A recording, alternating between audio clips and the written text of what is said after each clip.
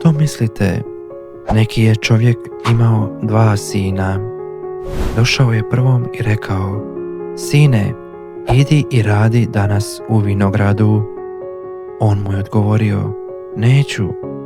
Poslije se ipak predomislio i otišao. Došao je potom drugom i rekao mu to isto.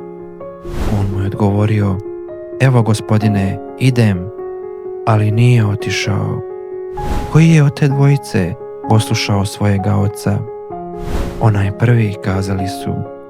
A Isus im je uzvratio: Kažem vam, skupljači poreza i bludnice ući će u Božje kraljevstvo prije vas. Ivan je došao k vama putem pravednosti, ali niste mu povjerovali. Međutim, povjerovali su mu skupljači poreza i bludnice.